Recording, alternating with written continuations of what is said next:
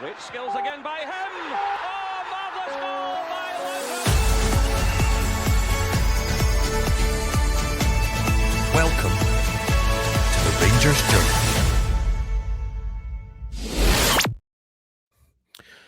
Good afternoon. Welcome to the Rangers Journal on this Sunday, the 15th of February, after a Rangers victory of their Hearts, 4-2. Rangers love to do things the easy way, so it transpired in this game.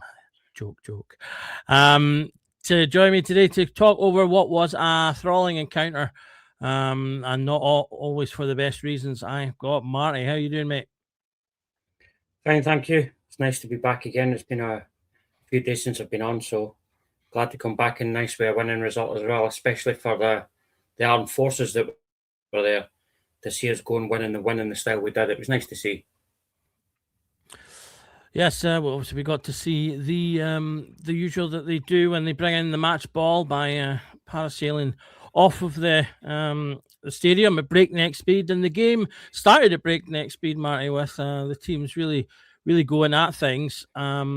It was a real back and forth affair in the first half, and unfortunately, it was Hearts that came well for to begin with. Of all the games for us to again return to those brain fart defensive moments, we had another one with Fernandes and Raskin totally losing communication with one another. Raskin literally turns away the second that Fernandes passes the ball to him, which leads to Hearts getting sneaking in on the break, and then admittedly a decent strike from the lad, but a goal entirely made by our own failings. Yeah, I mean, I actually felt a little bit sorry for Fernandes, because you could see what he's trying to do, but it's quite poor from Raskin to turn his back to him like that, and obviously that's then given the Hearts players the opportunity. But like you says, that it was a cracking goal that was taken well, so credit for Hearts. But again, like you've mentioned, sloppy at the back, and it's cost us yet again. Thankfully, it didn't cost us the 3 points, but we shouldn't be making those kind of errors.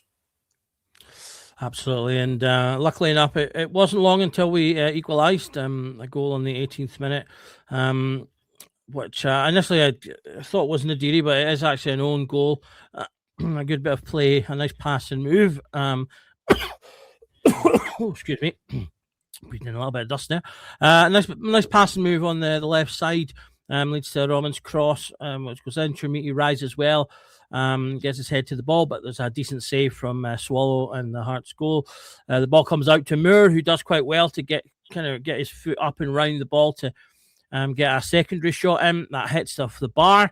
And then comes down into the defensive area, and Nadiri nips in, puts the pressure on their, I think it was their left back that had come on, and he just slices it into their own goal. So immediately we were back to 1-1, and it kind of, for me, I think that was really important that we got that goal quickly. So it kind of helped, got the crowd immediately obviously back on side, and ensured that the momentum stayed kind of balanced between the two teams. Yeah, at that point, it was quite an open game. There could have been a goal at either end. Obviously, they'd just got their goal, but they started the game quite well. So to respond as quickly as we did, I think, as you said, it was definitely needed. Otherwise, you'd have expected the Rangers' heads to go down like we've seen before. So it was an important goal, and it was an important time as well. So credit to Rangers for fighting back so strongly and so quickly, and Nadiri putting the pressure on the defender to get that goal. I think it was a case of the defender had to get to the ball no matter what he done, because Nadiri was there to put it in. So Absolutely. It was unfortunate for the defender to swipe it like he did, but at the end of the day, a goal's a goal, and if it wasn't for him doing that, Nadiri would have been there to take it anyway. That's it. So 1-1, we went into the sort of the meat of the first half, and just on this 28th minute, there was a penalty shout. Scott Olsen attacking from the right-hand side in the box, knocks the ball round to the Hearts defender, who kind of does that classic little, just kind of leaves your hip out slightly. Does bump Olsen a little bit. He goes down. The referee, however, decides to book Olsen for a dive. What was your thoughts on that one? Well, I don't think it was a penalty, because if it was, it'd have been rather soft, and I certainly think if it was the other way around, we'd have been raging if it had been given as a penalty. So I think it would have been soft if it was given. But I agree with it being a free kick for Hearts, but I certainly wouldn't have wanted a yellow card for that, because it wasn't like it was a deliberate dive to the ground like we've seen previously from other players. So it was a strange decision from the referee to give a yellow for it, but the right decision come good in the end. Yeah, I thought it was a little bit harsh. I felt that could have just been given as a bad kick. As I say, it was for me. It was one of those. There's a little bit of contact, not enough for maybe Olsen to go down quite like he did, but I wouldn't have gone quite so far as to say it was a dive. Just one of those ones for me. But as I say, it was what it was. And unfortunately, almost straight after that, Hearts go 2-1 up again. Cross into the box from the right hand side, and Suter is, I just have to say, he's just really weak. He's on the wrong side of Braga, who's in front of him. He's weak in getting up to the ball, and again, I have to credit Braga with an excellent header that kind of loops right across into the opposite corner. And I say Hearts 2-1 up, but again, in part down to our frailties rather than their excellence. Yeah, I would have expected Suter to do a little bit better there. I was a little bit disappointed the fact that he let the player back into him like that, but credit to the boy. It was a well taken header, and I don't think Butland was going to get to that, hence why he was rooted to the spot. So a brilliant header from the Hearts player, but poor from Suter. He's experienced enough to know not to let a player back into him like that. Absolutely. Again, took a little bit longer this time, but we did get back into the game once again. This time just before the 40th minute, Chermiti is fed by Nadiri, gets past his defender. A little bit of luck on our side for a change, which after the terrible bits of defending was nice. The ball comes off. I think it was Halkett, the defender, stays in Chermiti's path, and he slots it away quite nicely to make it 2-2 before the break. Yeah, it was a nice bit of build-up play from Rangers, if I remember correctly. For once in that first half, there was quite a few players that were prepared to do a quick ball rather than the slow passing across the back that we seem to be doing a lot. So it was well worked, and obviously it came from an error from their part. But you want your main strikers up there and prepared to take anything, and obviously Chermiti was there to collect the error and put the ball behind them and score his goal. Absolutely. So we went into the halftime at deadlock. Were you looking to see any changes in the second half in terms of personnel? We had there was a lot of back and forth in our various group chats about players who we felt should come off and who should come on. Was there anything in particular you were hoping to see? I thought Olsen had quite a poor first half, really. So I was expecting him to possibly be pulled, but outside of that, I think it was just a case of making sure that he tells the defenders what he expects from them, and he obviously did that because they seemed a little bit more assured in the second half, and I think we were a little bit slow to push forward in the first half. We were just playing like counter-attack football against counter-attack football at times. So I think we needed to control the ball a little bit better, and I think that's possibly what Danny says to them at half-time. So for me, I wouldn't have made any changes, possibly Olsen, but obviously that come good in the second half. So right decision made from Danny at half-time. Yep, absolutely. I was the same. I kind of felt Olsen was a little bit anonymous in the first half, bar that sort of penalty incident where he gets booked. Let's say he has a much better second half, thankfully, but that I was the same. That would have been the one change I might have made.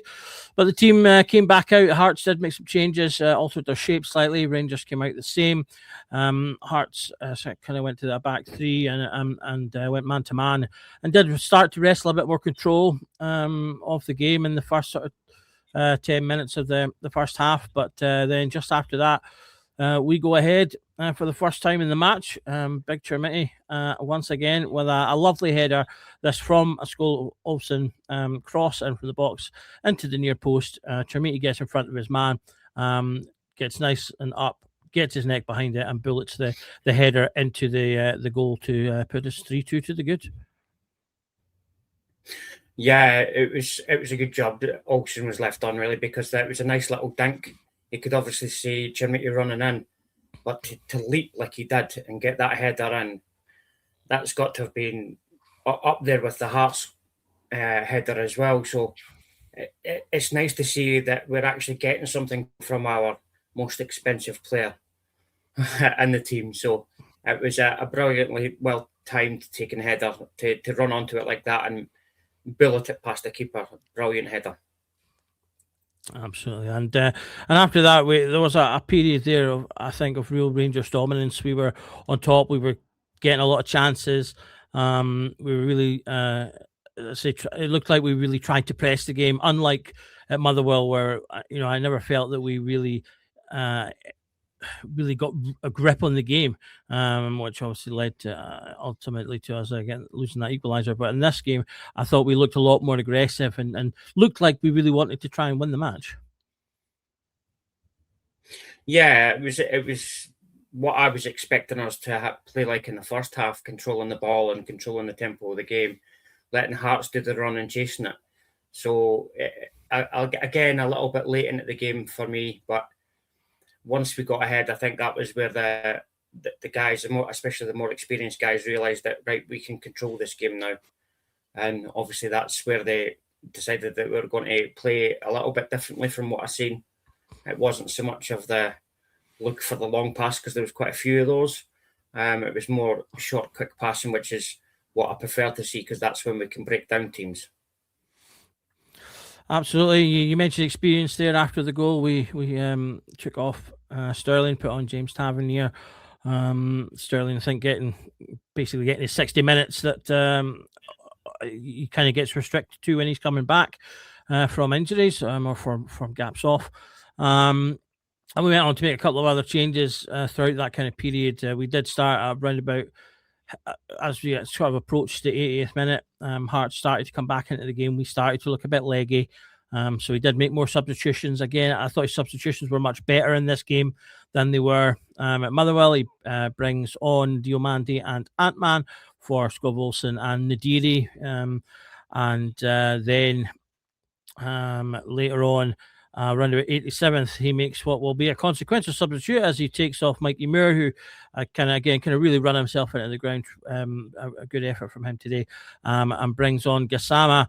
And then within a couple of minutes, Gassama is really the main architect of our fourth goal as he gets the ball inside our own half, and goes on what has been a classic kind of run for Gassama. He runs at pace, he breaks past players, he cuts in on the ball. But this time, where so often he loses it or makes a mistake or passes the wrong way, this time he finds the perfect pass to Chermiti at the back post, who's all on his own, and he slips it home for our fourth and his first career hat-trick. Yeah, it was a brilliant run from Gassama. I mean, to run like he did, I mean, it was a good, half the pitch. And to actually, for a change, like you mentioned, lift his head up and find the pass, and for it to be completed as well. It seems to be rare at the moment from him. So that was nice. And obviously, Chermiti at the back post just waiting there, and obviously that then seals his hat-trick. So yeah, it was nice to see that the two players can link up, and obviously Gassama's not just going to run at them and then eventually either lose the ball or take a shot. So it was obviously important to Gassama to give Chermiti that opportunity to get his hat-trick, and well done to him to getting his first professional career hat-trick. Absolutely. There's a lot of, I think, great performances in that match, particularly throughout the second half. I thought both the forwards were excellent. Chermiti and Nadiri were full of running all game. They were battling. They had a lot of good touches on the ball. Hold up was good.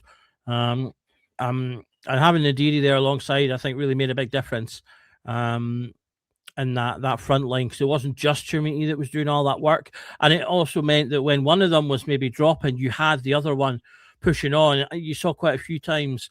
I think Chermiti was tended to be the one that would drop more often, and Nadiri would be further up, and chasing down their men and running, and certainly when Nadiri subbed off, you could see the absolute sweat on his face and the effort that he put in today. So I really feel the choice to have the two of them up front really paid off today from in terms of the decisions from Danny Rowe. Yeah, it was a refreshing change to have two strikers on the pitch at the same time and not just rely on it in the second half when we're needing a goal. And obviously they've built somewhat of a relationship between the two of them where they know if one goes, the other one stays. So it seems to be the start of what could be a potential good partnership where the pair of them can get goals from each other. So here's hoping that not just Chermiti gets goals, but Nadiri gets goals as well, because I think that was the only thing missing from his performance today. He was linking up play well, but unfortunately he didn't get a goal. And as you said, you could see he worked hard by the sweat that was pouring off him when he came off. It's the same, a little bit the same with Moore as well.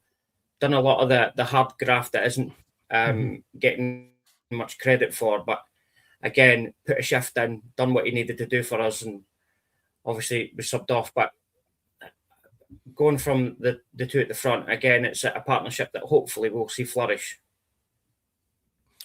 Absolutely. I would agree with that one.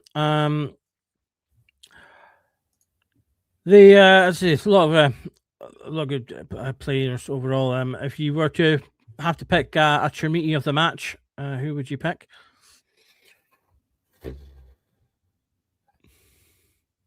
The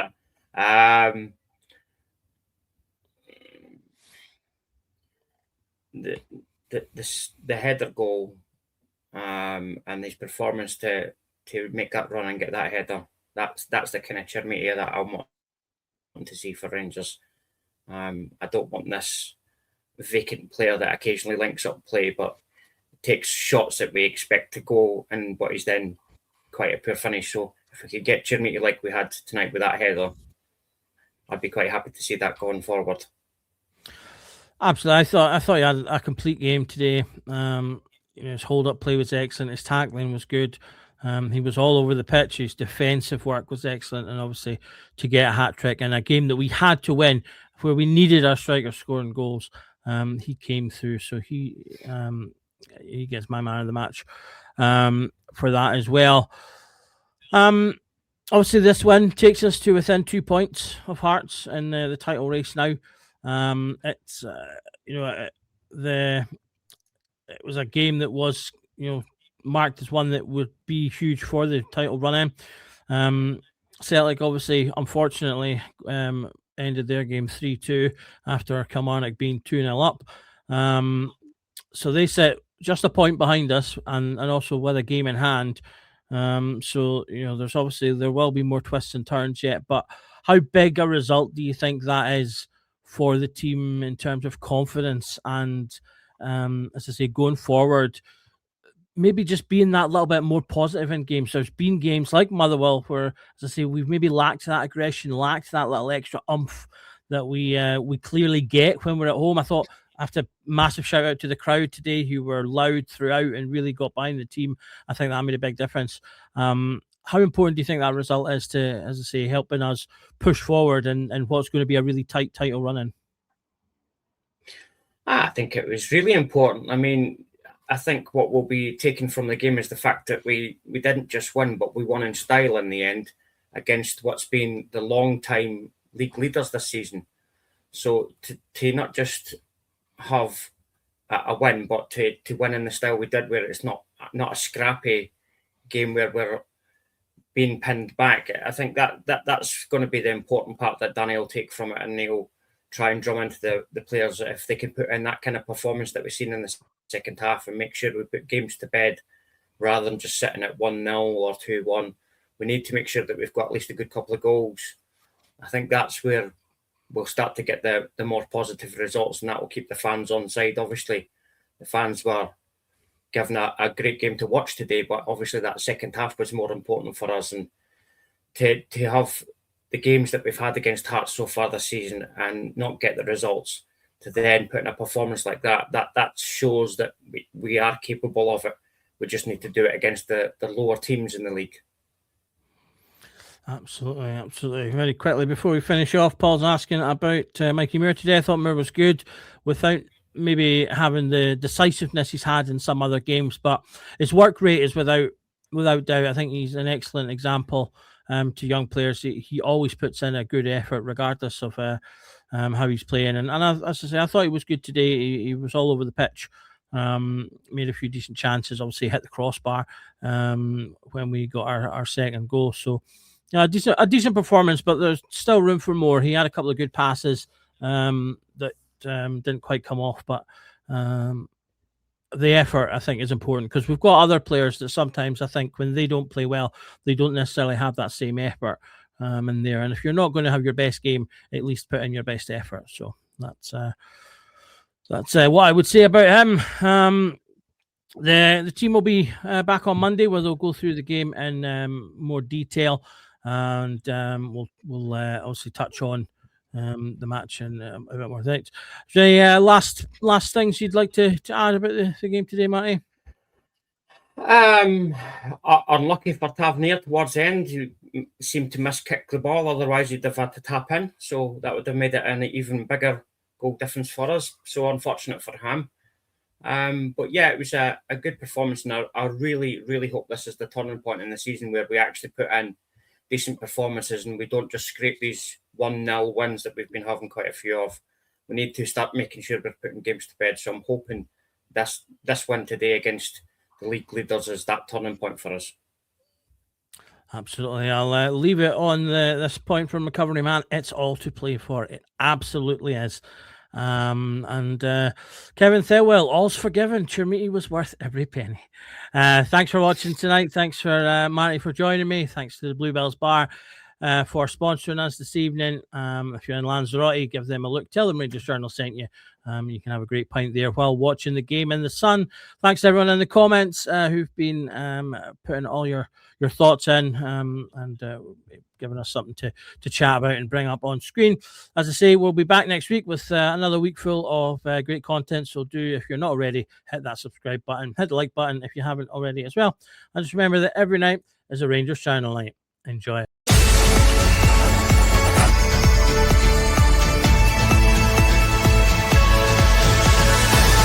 Every night is the Rangers Journal.